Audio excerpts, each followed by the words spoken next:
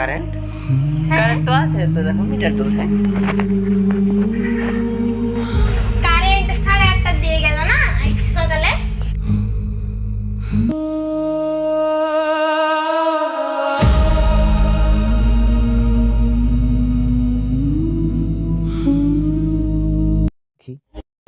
পবিত্র কোরআন কি black hole সম্পর্কে আমাদের কোনো তথ্য দিয়েছে? প্রথমে বলি ব্ল্যাক হোল সম্পর্কে বিজ্ঞান কি বলে, এরপর আসছি পবিত্র কোরআন আমাদের ব্ল্যাক হোল সম্পর্কে কি তথ্য দিয়েছে। ব্ল্যাক হোল শব্দটি 1969 সালে জন হুইলার নামক একজন আমেরিকান বিজ্ঞানী সর্বপ্রথম আবিষ্কার করেন। ব্ল্যাক হোল কিন্তু সত্যিকার অর্থে একটি গভীর গহ্বর আমাদের এই মহাশূন্যে।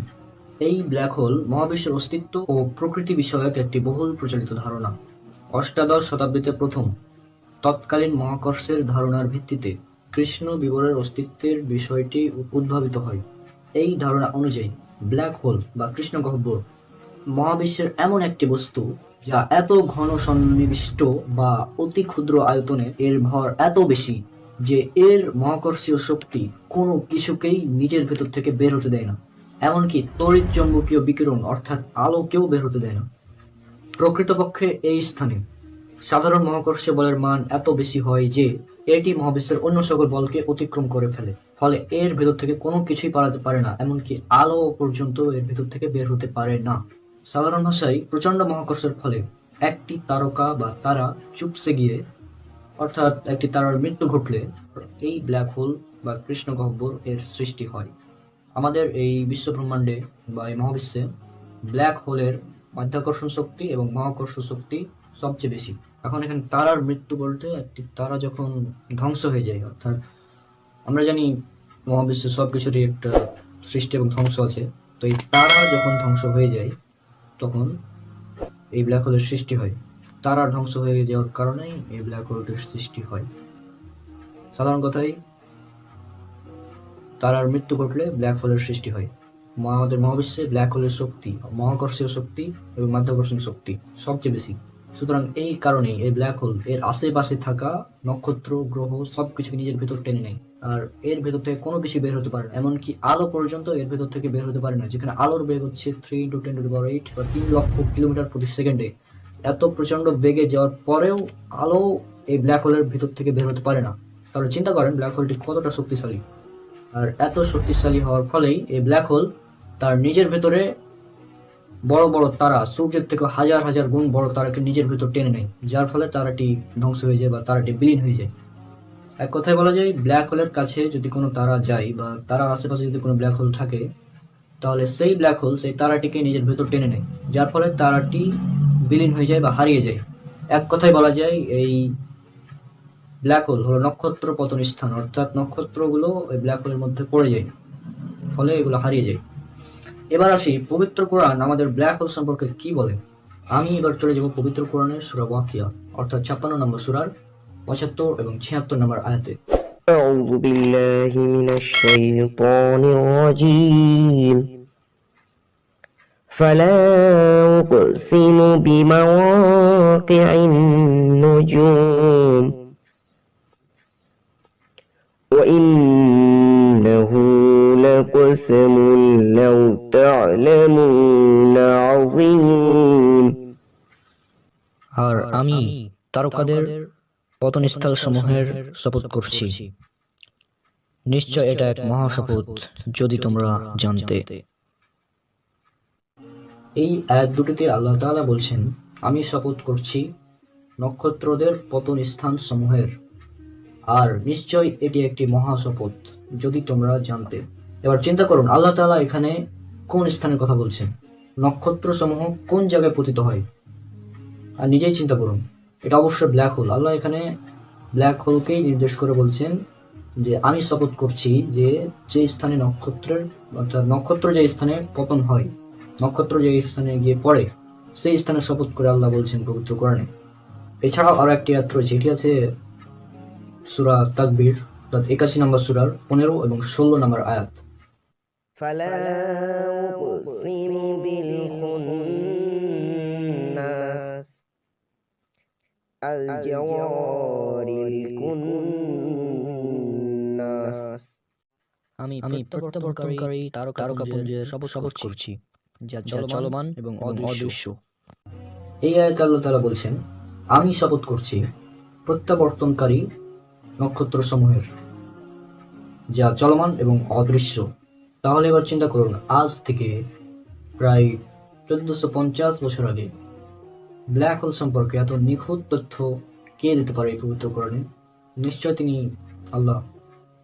এটা তিনিই দিতে পারেন যিনি এই মহাবিশ্বের স্রষ্টা, যিনি এই ব্ল্যাক হোলের স্রষ্টা, যিনি আমার আপনার সবারই স্রষ্টা, আল্লাহ তাআলা। তিনি এগুলো বলে দিয়েছেন তার পবিত্র কোরআনে, যাতে আমরা সঠিক পথে চলতে পারি। এই জন্য আল্লাহ তাআলা মানুষকে উদ্দেশ্য করে বলেন, এটা আছে সূরা মুহাম্মদ সূরা নম্বর 47 আয়াত নম্বর 24-এ। আল্লাহ তাআলা বলেন, আর তারা কি এই কোরআন নিয়ে অনেক চিন্তা ভাবনা এবং গবেষণা করে না, নাকি তাদের অন্তর তালাবদ্ধ? অর্থাৎ আল্লাহ তাআলা এখানে মানুষকে উদ্দেশ্য করে বলছেন যে তারা কি এখানে কোরআন নিয়ে গবেষণা করে না? যদি তারা কোরআন নিয়ে গবেষণা করতো তাহলে অবশ্যই তারা অনেক কিছু জানতে পারতো এবং চিনতে পারতো নিজের স্রষ্টাকে। তো আশা করি আজকের ভিডিওটি আপনারা বুঝতে পেরেছেন।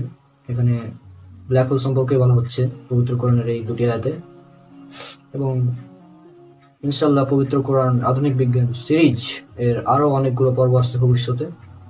তো আল্লাহ সবাইকে সুস্থ রাখুন। আসসালামু আলাইকুম ওয়া রাহমাতুল্লাহি ওয়া বারাকাতুহু। أعوذ بالله من الشيطان الرجيم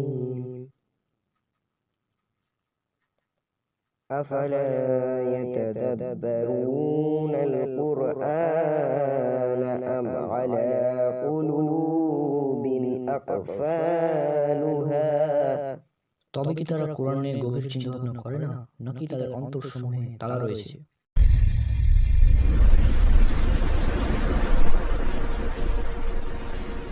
আজকে পবিত্র কোরআন থেকে একটি অলৌকিক গাণিতিক হিসাব আপনাদের সামনে দেখাবো। সেটা হচ্ছে সূরা কাহাফ এর 25 নম্বর আয়াতে, অর্থাৎ সূরা কাহাফ 18 নম্বর সূরার 25 নম্বর আয়াত। সেখানে আল্লাহ তাআলা বলছেন, তারা তাদের রয়েছিল 300 বছর আরো 9 বছর। একবার চিন্তা করেন, আল্লাহ এখানে কিন্তু সরাসরি বলেনি তারা 309 বছর ছিল, আল্লাহ বলেছেন তারা ছিল 300 বছর 9 বছর। অর্থাৎ এখানে 300 এবং 309। এখন আমরা জানি সৌর বছরে 1 সৌর বছর সমান 365.2422 দিন, আবার 1 চন্দ্র বছর সমান 354.604 দিন। তো আমরা এটা সবাই জানি যে চন্দ্র বছর এবং সৌর বছরের একটা ডিফারেন্স থাকে। আর এখানে যে ব্যাপারটা যেহেতু 300 বছরের, সেজন্য আল্লাহ তাআলা এখানে স্পষ্টভাবে বলে দিয়েছেন যে তারা সেখানে ছিল 300 বছর এবং 9 বছর। অর্থাৎ একটা হচ্ছে 300 বছর আর একটা হচ্ছে 309 বছর। সৌর বছরে 300 বছর, চন্দ্র বছরে 309 বছর। মানে এই ব্যাপারটা যখন আমরা দিনে কনভার্ট করব তখন বিষয়টা একদম সমান হয়ে যাবে। তো যদি আমরা সৌর বছরকে দিনে নিয়ে আসি, তাহলে সৌর বছরে 300 দ্বারা গুণ করবো, তাহলে 300 গুণিত 365.2422 দিন সমান 1,09,572 দিন। আবার যখন আমরা চন্দ্র বছরে করবো, চন্দ্র বছরের ক্ষেত্রে 309 গুণিত 354.604 দিন, তাহলে আমরা পাবো সমান 1,09,572 দিন। অর্থাৎ সৌর বছরে 300 বছর, কিন্তু 1,09,572 দিন। চন্দ্র বছরে 309 বছর, কিন্তু 1,09,572 দিন, অর্থাৎ এখানে সমান। তাহলে আল্লাহ এখানে সরাসরি এই জন্যই বলেননি, কারণ একটা চন্দ্র বছর এবং একটা সৌর বছর, এই বিষয়টা আল্লাহ বোঝানোর জন্যই সেখানে বলেছেন তারা সেখানে ছিল 300 বছর আরো 9 বছর। সরাসরি কিন্তু 309 না বলে তারা সেখানে ছিল 300 বছর 300 বছর এবং আরো 9 বছর। তাহলে আমাদের হিসাবটা ক্লিয়ার, 300 বছর ও 309 বছর। তাহলে চিন্তা করেন, আজ থেকে 1,500 বছর আগে এত নিখুঁত গাণিতিক প্যাটার্নে একটা গ্রন্থ রচনা কে করতে পারে? এটা তিনিই করেন, তিনি আমাদের স্রষ্টা আল্লাহ তাআলা। আমাদের সবার উচিত ইসলাম সম্পর্কে আরো বেশি বেশি জানা, কোরআনে রিসার্চ করা। পবিত্র কোরআনে এমন হাজার হাজার অলৌকিক তথ্য আছে, ইনশাআল্লাহ আগামী পর্বগুলোতে আমি আলোচনা করব। আসসালামু আলাইকুম ওয়া রাহমাতুল্লাহি ওয়া বারাকাতুহু। আজকের এই এপিসোডে আমরা আলোচনা করব বিগ ব্যাং সম্পর্কে। বিগ ব্যাং কি এবং এই বিগ ব্যাং সম্পর্কে পবিত্র কোরআনে কি বলা হয়েছে। তো প্রথমে বলি বিজ্ঞান বিগ ব্যাং সম্পর্কে কি বলে, তারপর আসছি পবিত্র কোরআনে। বিগ শব্দের অর্থ হচ্ছে মহা বা অনেক বড়। বিগ শব্দের অর্থ হচ্ছে মহা, এবং ব্যাং শব্দের অর্থ হচ্ছে বিস্ফোরণ, অর্থাৎ বিগ ব্যাং শব্দের অর্থ হচ্ছে মহাবিস্ফোরণ। বিগ ব্যাং থিওরি শব্দের অর্থ হচ্ছে মহাবিস্ফোরণ তত্ত্ব। এই বিগ ব্যাং থিওরি সম্পর্কে আমরা কম বেশি সবাই জানি, সবাই শুনেছি। আনুমানিক 13.8 বিলিয়ন বছর পূর্বে এই মহাবিশ্বের সকল বস্তু, সকল গ্রহ, নক্ষত্র, তারা, গ্যালাক্সি সবকিছু একটি বিন্দুতে পুঞ্জীভূত ছিল, ওয়ান অ্যাটম, এবং একটি বিস্ফোরণ ঘটল। যেই বিস্ফোরণের মাধ্যমে এগুলো চারিদিকে ছড়িয়ে ছিটিয়ে যেতে শুরু করলো।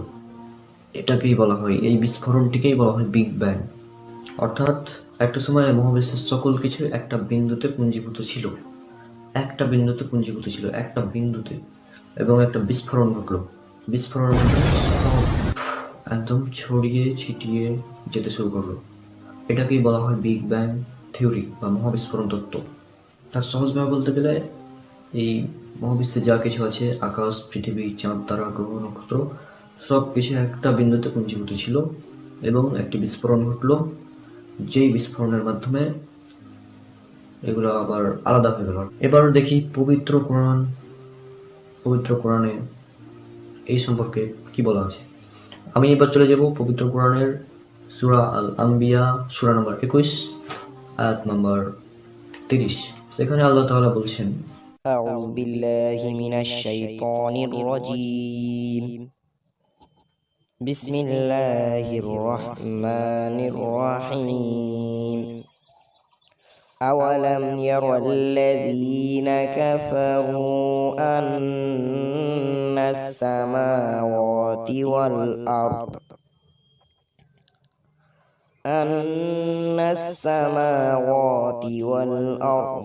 كانتا رتقا ففتقناهما وجعلنا من الماء كل شيء حي أفلا يؤمنون অবিশ্বাসীরা কি ভেবে দেখে না যে আকাশ ও পৃথিবী ওতপ্রোতভাবে মিশেছিল, অতঃপর আমি উভয়কে পৃথক করে দিলাম এবং প্রাণবন্ত সমস্ত কিছু সৃষ্টি করলাম পানি থেকে, এরপরেও কি তার ঈমান আনবে না? এখানে প্রথম অংশটা দেখুন। আল্লাহ তাআলা বলছেন এখানে আকাশ ও পৃথিবী, অর্থাৎ আকাশ ও পৃথিবী বলতে এখানে সমস্ত কিছুকে বোঝানো হয়েছে মহাবিশ্বের। আল্লাহ তাআলা বলছেন আকাশ ও পৃথিবী সমস্ত কিছু একদম ওতপ্রোতভাবে মিশেছিল, অর্থাৎ সাথে ছিল তারা। বিজ্ঞানের ভাষায় যেটাকে বলা হচ্ছে ওয়ান অ্যাটম বা একটি বিন্দুর মধ্যে পুঞ্জীভূত ছিল, সে কথাটা আল্লাহ এখানে বলছেন ওতপ্রোতভাবে মিশেছিল। এরপর আল্লাহ তাআলা বলছেন আমি উভয়কে পৃথক করে দিলাম, অর্থাৎ আল্লাহ সুবহানাহু ওয়া তাআলা এই যে ওতপ্রোতভাবে এরা মিশেছিল এদেরকে পৃথক করে দিলেন।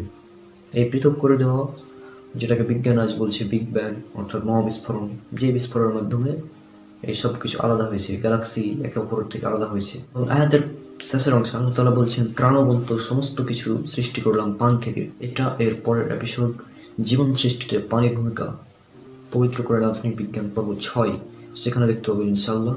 সেখানে এই আয়াতের ব্যাখ্যা এবং বিজ্ঞানের যে ব্যাখ্যা রয়েছে সেটা হুবহু সেম। আগামী পর্বে আপনারা সেটা দেখতে পাবেন ইনশাআল্লাহ।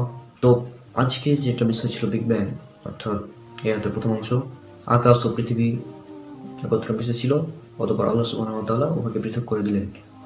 অর্থাৎ আজ থেকে 13.8 বিলিয়ন বছর মহাবিশ্বের সমস্ত কিছু একত্রে মিশে ছিল, অতঃপর একটা মহাবিস্ফোরণের মাধ্যমে সেগুলো পৃথক হয়ে যায়।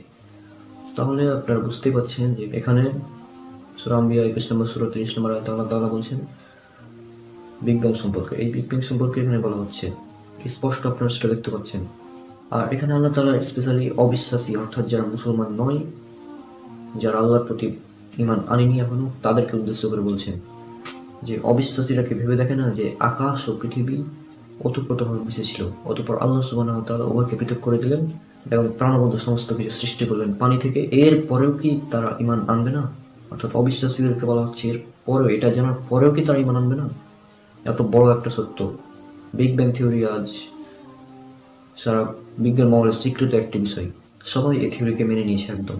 পরেও এই জন্য আল্লাহ তাআলা বলছেন, এটা জানার পরেও যে আল্লাহ তাআলা এত বড় একটা সত্য জানিয়ে দিলেন, তারপরেও কি তারা ঈমান আনবে না? এখন চিন্তা করুন, এই বিগ ব্যাং থিওরি আবিষ্কার হয়েছে কত বছর আগে? হয়তো 100 বছর, 200 বছর বা যাই হোক এরকম।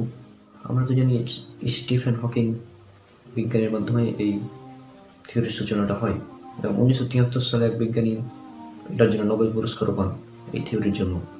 তাহলে যেই সত্যটা আমরা আধুনিক প্রযুক্তির সাহায্যে জানতে পারলাম কিছুদিন আগে, সেই তথ্যটা পবিত্র কোরআন আজ থেকে প্রায় 1,500 বছর পূর্বে, প্রায় 1450 বছর আগে পবিত্র কোরআনে কে বলতে পারে? এটা তিনিই বলতে পারেন যিনি এই মহাবিশ্বের স্রষ্টা, যিনি এই বিগ ব্যাং এর বিস্ফোরণটা ঘটিয়েছেন। তিনিই জানেন। যেহেতু তিনি জানেন, সেহেতু তিনি তার গ্রন্থ পবিত্র কোরআনে সেটি লিখে দিয়েছেন যাতে মানুষ হেদায়েত পায়।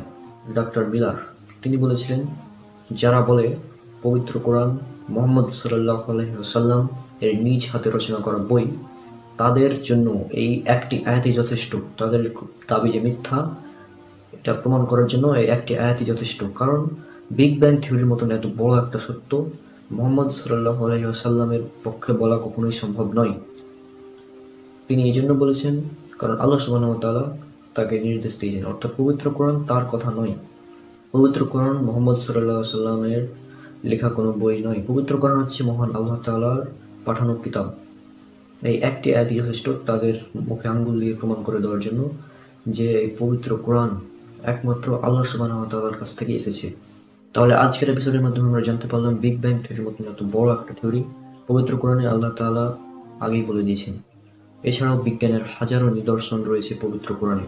আমরা মুসলিমরা কোরআনকে বিজ্ঞান দিয়ে যাচাই করি না, বরং আমরা বিজ্ঞানকে যাচাই করি পবিত্র কোরআন দিয়ে। পবিত্র কোরআনের সাথে যেটা মিলে আমরা সেটা বিজ্ঞানের সেই বিষয়টা মানি, যেটা মিলে না সেটা আমরা মানি না। কারণ আমরা বিশ্বাস করি আল্লাহ সুবহানাহু ওয়া তাআলা এটা পাঠিয়েছেন এই গ্রন্থ, আর এই গ্রন্থে কোনো ভুল নাই, কোনো ভুল নাই এই গ্রন্থে। পবিত্র কোরআন নির্ভুল একটা গ্রন্থ, যেটা আল্লাহ তাআলা বলেছেন পবিত্র কোরআনের 2 নম্বর সূরার 2 নম্বর আয়াত, অর্থাৎ সূরা বাকারার 2য় আয়াতে বলেছেন এই ذلك الكتاب لا ريب فيه هدى للمتقين। এই কিতাবের মধ্যে কোনো প্রকার ভুল নেই, কোনো প্রকার সন্দেহ নেই, এবং আল্লাহ তাআলা পবিত্র কোরআনে সবকিছু বলে দিয়েছেন আগে থেকেই, যাতে মানুষ হেদায়েত পায় সেজন্য।